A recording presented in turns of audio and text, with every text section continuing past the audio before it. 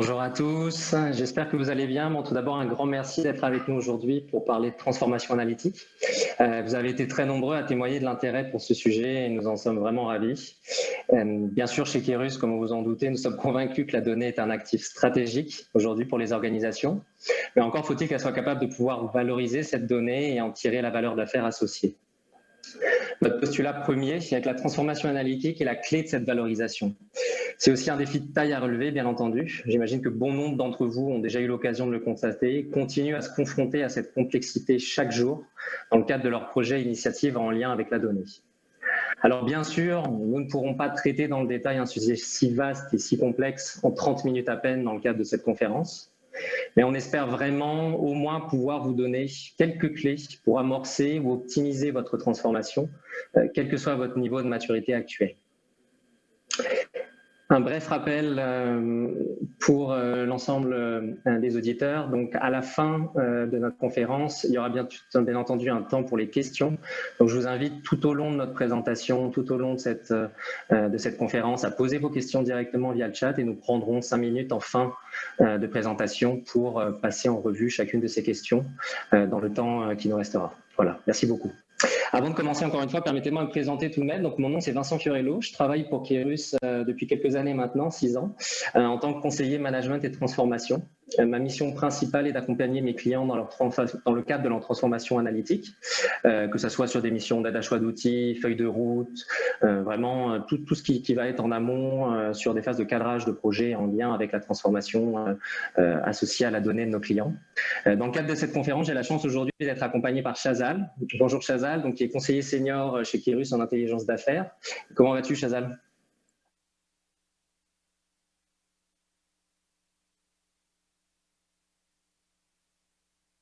Ici à Montréal depuis 1992 et ça fait 11 ans que je suis dans ce beau monde d'analytique. J'ai fait de tout, développement de solutions analytiques, gestion de projets, gestion d'équipes analytiques et la mise en place de la gouvernance à travers ma carrière. En résumé, je fais de la magie avec les données. Aujourd'hui, nous allons vous présenter Kairos, ensuite comment devenir des data héros et on vous donne quelques cas d'affaires concrets. Donc, qu'est-ce que Kairos et qui sont ces Kairusiens et Kairusiennes?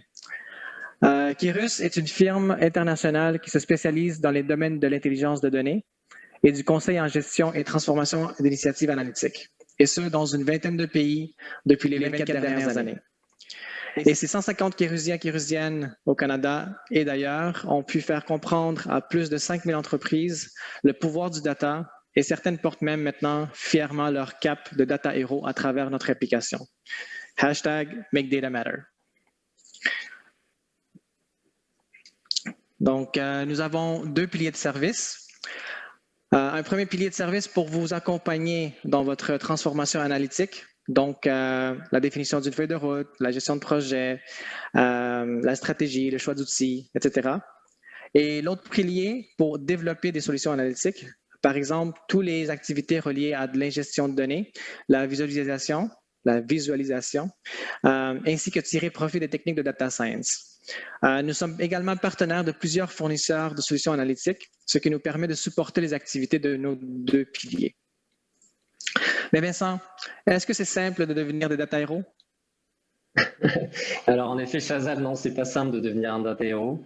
Je dirais même que la transformation analytique d'une organisation, c'est un parcours complexe. Un parcours qu'on ne sait toujours pas par quoi ou par où commencer. Je ne sais pas ce que vous en pensez, mais on a trouvé que cette image de labyrinthe représentait assez bien cette idée.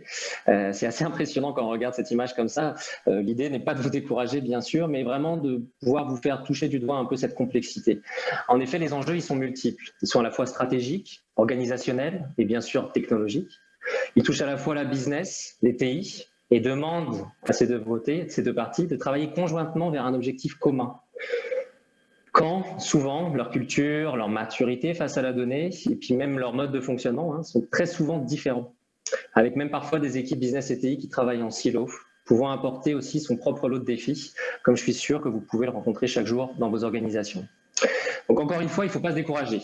Pour pouvoir surmonter tout ça, et surtout surmonter ce labyrinthe qui nous semble sans issue, une des clés principale, c'est d'arriver à identifier l'enjeu finalement, l'enjeu principal, celui qu'on retrouve dans presque toutes les organisations qui souhaitent amorcer leur transformation Et si on souhaite identifier cet enjeu, c'est bien sûr pour pouvoir l'adresser.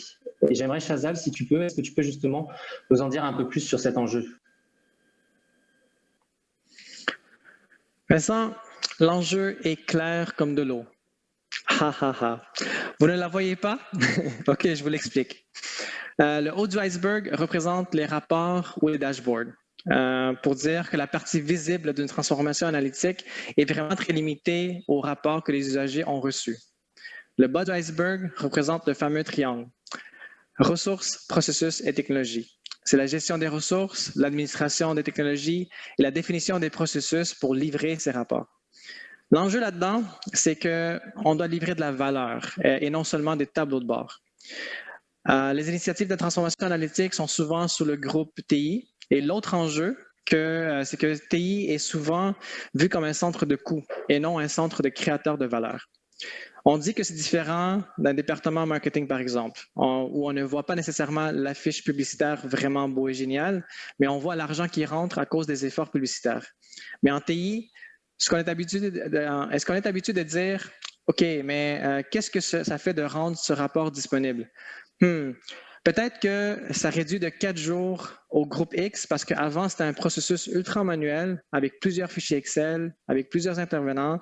C'était tellement lourd comme processus qu'il y avait plein d'erreurs de saisie et de calcul de données. Et ça se peut qu'on ait passé à côté d'une opportunité parce qu'on a oublié d'enlever un des filtres. Ce 4 jours représente quoi comme gain? Effectivement, dans ce contexte, le groupe TI a créé de la valeur en automatisant le processus et non livré un simple rapport. On n'est plus dans l'ère des nerds devant leur ordinateur toute la journée. On est bien loin de cet stéréotype et aujourd'hui, il faut l'adresser pour bien réussir son transformation analytique. Vincent, est-ce que ça te parle tout ça? As-tu des pistes de solutions pour notre audience? Merci, oui, ça me parle très bien en effet. Ouais. Combien de fois il nous arrive, quand on arrive dans des organisations, d'entendre il nous faut des rapports, il nous faut des dashboards, il nous faut des cubes. Alors déjà, on pourrait se demander, et j'imagine que ça peut être le cas de votre côté, pourquoi faire déjà? Pour quel cas d'affaires? Pour prendre quelle décision? Qu'est-ce qu'on souhaite tirer finalement de cette information d'un point de vue business, d'un point de vue affaires? Ici, on va partir du postulat que cette partie, elle est déjà clairement définie. Parce que sinon, ce serait déjà trop complexe à adresser vu l'étendue du sujet. Donc, partons du postulat que cette partie est clairement définie. Une des questions essentielles, qui est souvent ignorée ou sous-estimée, c'est l'impact justement pour les ressources, les processus et les technologies de notre organisation. Encore une fois, l'idée n'est pas de vous décourager, mais au contraire de vous aider, en essayant de guider vos premiers pas et aborder cette transformation plus sereinement de votre côté, en approfondissant les éléments clés que nous vous aurons partagés. En effet, ne vous êtes pas seul, ou plus seul, en tout cas si vous le pensiez. Donc ce modèle maturité que je vais vous présenter ici, c'est le fruit un peu d'expérience, bien sûr, entendu, accumulée au cours de nos différentes années, nos différents projets, initiatives.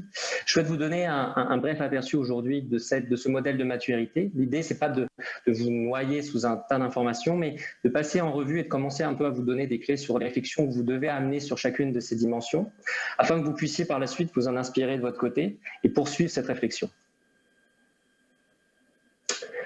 Donc, ici, comme vous le voyez, ce modèle de maturité est basé sur 7 dimensions, avec pour chacun 5 critères par dimension, et 5 niveaux de maturité. Donc, on va parler très brièvement de chacune de ces dimensions et essayer de couvrir très rapidement les critères pour chacune des dimensions. Donc, on a tout d'abord la partie stratégique. Donc, ici, on parle de différents éléments. On va parler de la donnée, bien entendu, comme levier de valeur d'affaires, donc de la valorisation de cette donnée pour nos enjeux d'affaires. On va parler de vision, stratégie et feuille de route dans le cadre de notre transformation analytique. Donc, c'est toute la partie qu'il va falloir définir, quels sont nos objectifs dans le cadre de cette transformation, et pas simplement produire des rapports, produire des dashboards, vous suivez l'idée. Notre capacité à exploiter cette donnée et nos solutions analytiques. Enfin, toute la partie associée à la gouvernance des données. Il faut clairement avoir une stratégie autour de la gouvernance de ces données pour pouvoir exploiter, valoriser ces données. Encore une fois, je ne vais pas rentrer en détail, mais il faut que vous puissiez avoir une donnée qui est de qualité, une donnée qui va être disponible, accessible pour les utilisateurs. Et enfin, toute la partie qui va concerner le financement de cette stratégie. Alors ici, ce que vous pourriez voir en fait sur les différents niveaux de maturité, l'objectif pour quelqu'un qui va partir de zéro, bien entendu, au niveau de la partie stratégie, ça va être des bénéfices qui au départ de la donnée qui sont peut-être mal compris à la vision de l'échelle de l'organisation, qui ne sont pas clairs, malgré quelques petites initiatives identifiées. Et la cible, en tout cas la cible que moi je vous conseillerais d'atteindre, c'est cette vision à long terme sur la donnée, sur vos solutions analytiques, qui va être définie à l'échelle de votre organisation, avec une feuille de route structurée, définie et mise en œuvre dans le cadre de vos programmes. Ensuite, on a toute la partie associée au processus. Donc ici, on va parler de plusieurs critères, tout ce qui est en lien avec la gestion de la demande, bien entendu, les demandes qui vont venir de votre business, pour les différents cas d'affaires qui vont être adressés, toute la partie livraison, comme on va assurer le delivery justement de ces différentes demandes, toute la partie au niveau de la gouvernance de la donnée, tous les aspects associés au self-service. Bien entendu, comme on peut le voir souvent dans énormément d'organisations, ce self-service ne va pas être disponible immédiatement. On va passer par différentes phases, avec des phases de corporate BI dans un premier temps, où ce sera l'équipe BI qui sera garante de la qualité de l'information qui va être diffusée au niveau de la business et peut-être même des solutions de reporting. Mais l'objectif à terme est de donner le pouvoir aux utilisateurs finaux et leur donner la capacité de pouvoir développer leur propre solutions décisionnelles, afin que les équipes BI ou vos centres de compétences, centres d'expertise BI ne soient pas un point critique, un point sur le chemin critique de la livraison de ces informations. Et enfin, c'est toute la partie bien sûr associée à l'accompagnant et au support.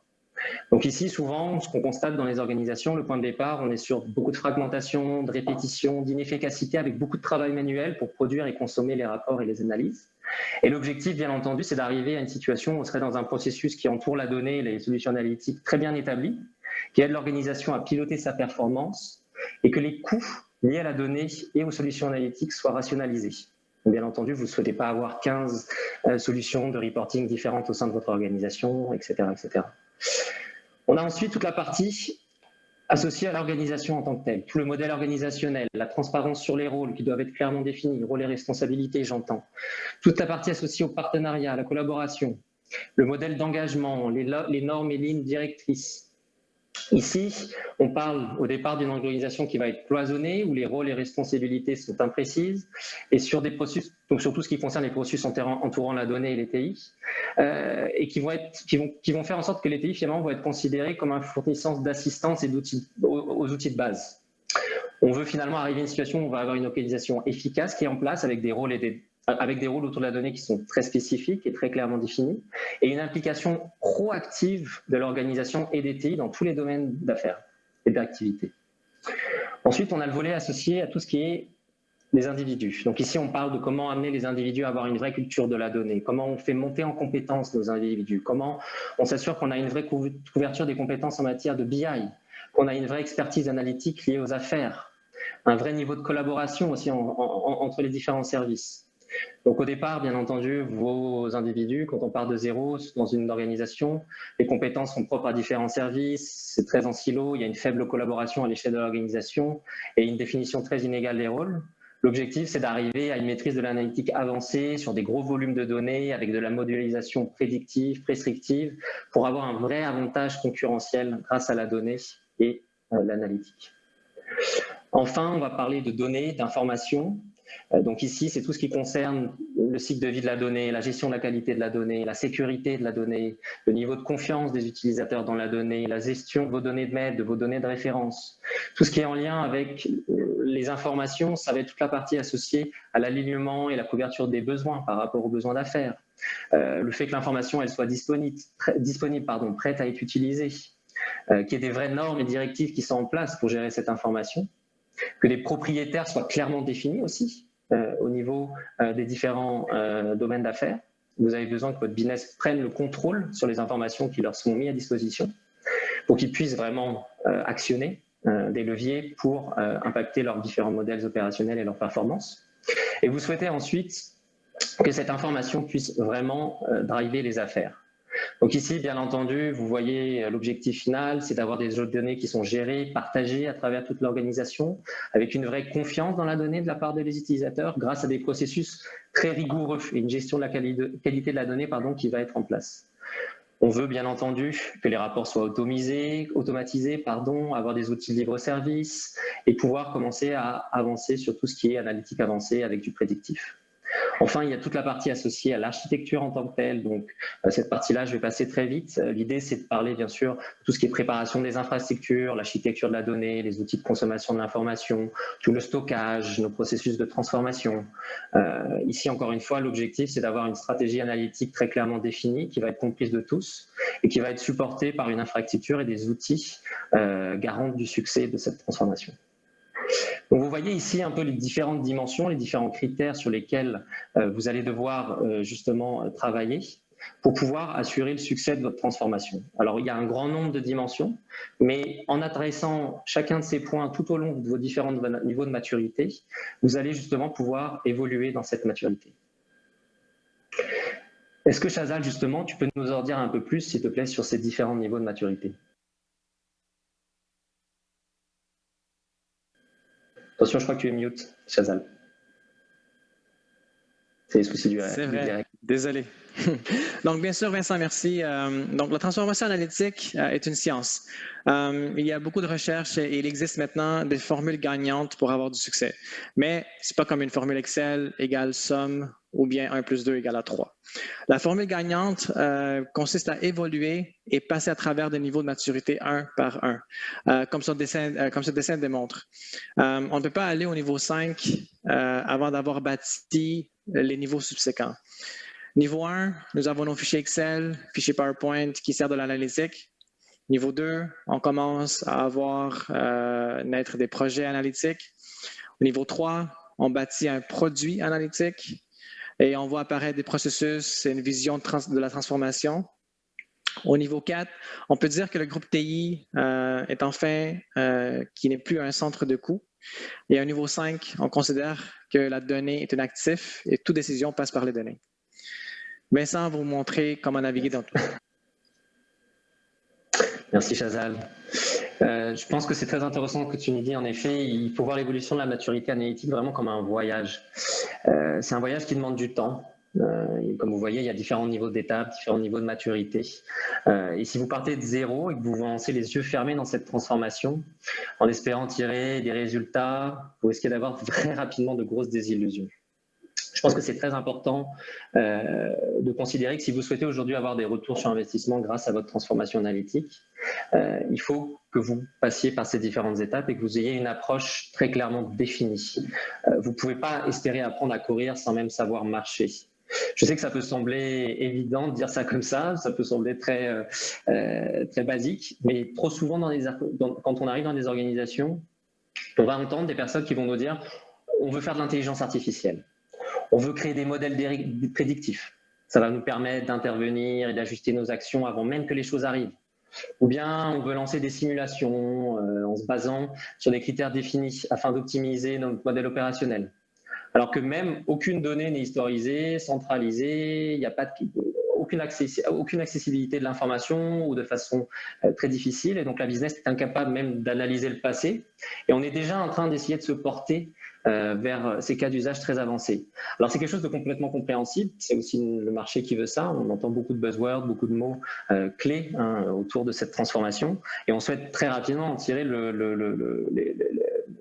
les avantages les plus importants le plus rapidement possible. Alors ici, je ne suis pas en train de vous dire que ces demandes ne sont pas légitimes ou pas pertinentes, au contraire, je pense qu'il y a des prérequis. Donc tout d'abord, il va falloir planifier, c'est toute la partie associée à la partie stratégique.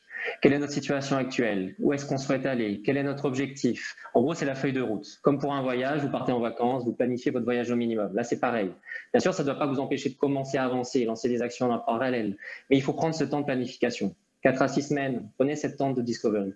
Ensuite, on apprend à marcher, c'est toute la partie tactique. On lance notre programme, nos premiers développements, déploiements.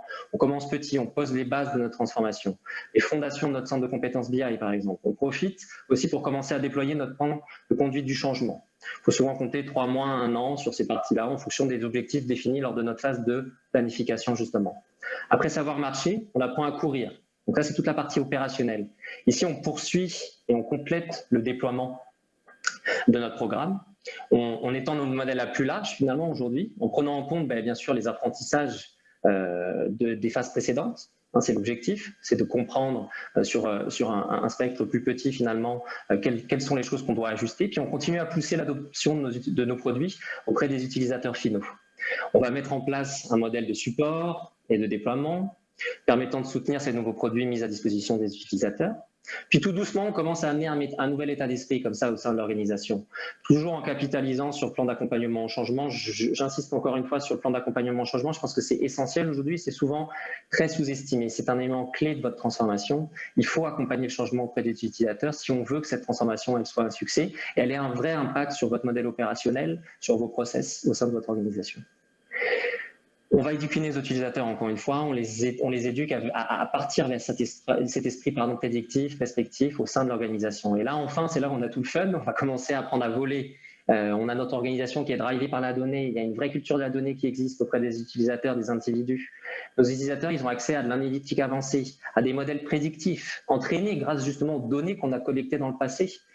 Et tout ça vient influencer directement, optimiser nos systèmes opérationnels, mais aussi et surtout notre modèle opérationnel en tant que tel, pour avoir un vrai impact sur notre performance. Bon, ça fait beaucoup de théorie tout ça. Maintenant, je pense qu'il nous reste peu de temps. On va essayer de prendre le temps de vous présenter un peu de pratique. Juste avant de passer sur la pratique, je veux juste rappeler une dernière fois que c'est important que vous nous posiez toutes les questions dès qu'elles vous viennent à l'esprit pour qu'on puisse, à la fin de cette session, y répondre avec le temps qui nous restera. Donc, Shazal, je vais te redonner la parole. Est-ce que tu pourrais nous parler peut-être d'une de tes expériences plus concrètes? Ça, avec plaisir. Donc, ce n'est pas la chute qui compte, c'est l'atterrissage. Je vous donne l'exemple d'un client qui avait commencé un projet analytique et ils étaient dedans pour 15 mois. Ça leur a coûté quelques milliers de dollars et personne n'utilisait les rapports et il n'y avait pas de confiance sur la qualité des données non plus. Ils avaient pris une décision que ça ne pouvait plus continuer comme ça. Avec notre intervention, cette entreprise a fait quelques modifications pour avoir droit à leur cap de héros. Les voici. Au lieu de livrer un projet analytique, nous avons instauré le concept de construire un produit analytique. Ce que ça fait, c'est qu'il n'y avait plus de date de fin. Il ne fallait plus livrer avec un échéancier, mais plutôt des estimés plus proches de la réalité. Nous sommes retournés voir les usagers pour prendre leurs vrais besoins. Avant, on leur demandait « Qu'est-ce que tu veux sur ton rapport ?» Et maintenant, on demande « Qu'est-ce que tu as besoin? C'est quoi les priorités d'affaires pour cette année? Comment que la disponibilité de cette donnée va t'aider à faire des décisions? » Donc, on s'intéresse plus sur l'utilité de la donnée plutôt que le contenu du rapport. Cette approche nous a permis de revoir l'architecture de données et adapter la structure des bases de données pour répondre aux besoins spécifiques. Ça fait en sorte qu'il n'y avait plus de données qui dormaient dans la base de données et qui prenaient de l'espace disque, même si ce n'est pas trop cher. Le CFO de la compagnie a émis une directive qui disait « On ne veut plus recevoir des fichiers Excel avec plein de chiffres. Vous allez voir l'équipe analytique, travailler avec eux pour qu'on utilise la plateforme analytique que nous avons pour nous fournir des solutions analytiques qui nous démontrent la valeur de ces chiffres. » Enfin, ils ont investi dans la création d'une vraie équipe analytique et ils ont embauché et promu des ressources à l'interne et ils ont débloqué un budget pour leur offrir une formation ultra personnalisée pour leur rendre autonomes. Et non, ce n'était pas seulement des développeurs, ils ont promu une personne à titre de gestionnaire. Avant, ces ressources étaient louées d'un autre département et un des problématiques, c'était que ces ressources avaient trop d'autres choses à faire. Donc, leur focus n'étant pas 100% dédié, les livrables n'étaient pas vraiment à la hauteur des attentes de l'audience. Donc, le moral de l'histoire, encore une fois, ce n'est pas la chute qui compte, c'est l'atterrissage. Vincent, peux-tu nous donner un autre cas très concret de ce qu'on dit ici? Merci Shazal, merci beaucoup ce partage. Je pense que c'est important de préciser justement que peu importe l'état dans lequel vous êtes aujourd'hui, la situation dans laquelle vous vous trouvez par rapport à votre transformation analytique, que ce soit aussi bien le début, ou que vous soyez, comme l'exemple vient de le démontrer de Shazal, en cours de cette transformation et que vous n'en tirez pas forcément les bénéfices attendus, il n'y a pas de situation qui est désespérée, au contraire. Je pense que, et j'en suis sûr, vous avez lancé des initiatives, des projets qui font déjà du sens au sein de l'organisation. Il s'agit tout simplement de s'assurer qu'on va pouvoir recadrer ces objectifs dans un programme plus large, quelque chose qui a justement la réflexion qui est associée aux différentes dimensions qu'on a pu vous présenter durant la conférence. Donc à mon tour de vous présenter très brièvement un de mes retours d'expérience. Ici, j'ai envie de vous parler justement d'un projet un peu de cadrage, dans le sens vous présenter un peu la réflexion globale qu'il y a eu sur des problématiques au sein d'une organisation qui souhaitait lancer son programme de transformation analytique et reprendre un peu le modèle qu'on a défini au cours de la conférence. Je vais être assez bref parce que je pense avoir cité les différents éléments, mais c'est juste pour vous donner un exemple concret. Donc pour cette organisation, l'objectif, la vision, c'était de mettre bien sûr à disposition de l'information à la business pour qu'ils puissent améliorer leur performance d'affaires. La mission pour répondre à cette vision, c'était d'établir et de mettre en place les meilleures solutions, process et personnes, technologies pour rendre cette vision possible. Il y avait 4 aspects associés à cette approche, à ce programme. La partie solution, où il fallait identifier les besoins stratégiques, analytiques les plus importants au regard des besoins d'affaires. Donc toute la partie associée à la solution, construire, déployer les solutions analytiques pour adresser ces besoins. Sur le volet associé aux individus, c'était s'assurer la formation, l'accompagnement des utilisateurs afin qu'ils soient capables de justement produire des analyses ad hoc pour répondre à leurs besoins d'affaires. Et guider l'organisation à effectuer ce changement culturel autour de la donnée, comme je vous en parlais, pour être capable de prendre des décisions basées sur cette information. Enfin, il y avait toute la partie liée aux process et aux technologies, donc pour assister cette organisation à identifier et exécuter les changements nécessaires au niveau de leur modèle pour s'adapter aux initiatives analytiques, mettre en place toutes les bonnes pratiques pour gérer les technologies et la donnée au travers de l'organisation. Et enfin, s'assurer qu'ils seraient dotés des meilleures technologies pour répondre à leurs besoins de self-service et harmoniser, rationaliser l'ensemble du parc applicatif et des sources de données pour livrer une seule version de vérité aux utilisateurs. Donc, on a eu ici 4 étapes différentes, une partie stratégique, sur toute la partie planification, donc faire un état des lieux de l'état de la situation chez ce client, définir la feuille de route, la perspective long terme pour toutes les technologies, construire le programme. Puis on a eu la phase tactique qui s'est déroulée sur 3 mois, donc lancer le programme avec des revues mensuelles, hebdomadaires, mettre en place les bases du centre de compétences BI avec la formation, le support, la maintenance, puis commencer à introduire notre plan de continuité, notre plan d'accompagnement du changement et lancer nos premiers déploiements des différents projets qui ont été identifiés dans le cadre de la phase de discovery de planification sur les 3 premiers mois. Puis on a étendu ce modèle-là à l'organisation de façon plus large, en étendant ce modèle sur l'organisation dans son ensemble, en établissant un vrai système, un vrai modèle pour le support, la maintenance des produits qui avaient été déployés, et commencer à mettre en place un modèle, une mentalité justement prédictive, prescriptive au sein de l'organisation, de l'éducation, de la formation auprès des utilisateurs. Puis enfin, au bout de 2 ans, on a pu déployer une vraie culture associée à la donnée, rendre accessible de l'analytique avancée aux utilisateurs et avoir une vraie influence sur les modèles opérationnels. Je vois qu'il nous reste peu de temps. Je vais très rapidement vous préciser les 4 points sur lesquels on avait travaillé avec ce client. Donc, sur la partie stratégie, pour définir la vision long terme cross-fonctionnelle de la BI.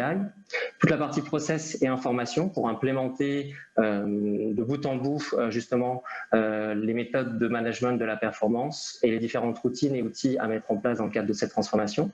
Toute la partie associée aux organisations et aux personnes pour développer les compétences et skills pour maintenir et assurer la continuité des investissements dans leur intelligence d'affaires. Et enfin, toute la partie associée à la data et à l'information pour développer les compétences analytiques nécessaires au support des besoins d'affaires afin de diriger l'organisation vers une orientation drivée par la donnée. Voilà. C'est tout pour nous. Il y a 2 questions. On va pouvoir maintenant peut-être répondre aux questions. Il reste pas grand temps, il reste peut-être moins d'1 minute.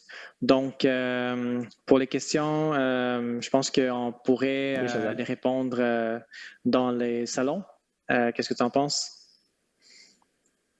Bien sûr, oui, vous pouvez venir vers nous directement. Ce que je vais faire, c'est que je vais collecter les questions qui ont été présentes ici. Vous pouvez nous contacter directement via l'interface du salon Connexion. Vous avez possibilité de prendre rendez-vous avec nous directement via cette interface et je vais pouvoir me rendre disponible sur le salon dès à présent dans la prochaine demi-heure pour continuer peut-être à répondre à vos questions et échanger avec vous. Parfait. C'était un sujet très vaste, donc je suis déjà content qu'on ait pu donner autant d'informations. Un grand merci à tous pour votre attention et merci Chazal pour cette présentation. Et merci à toi aussi. Bye bye.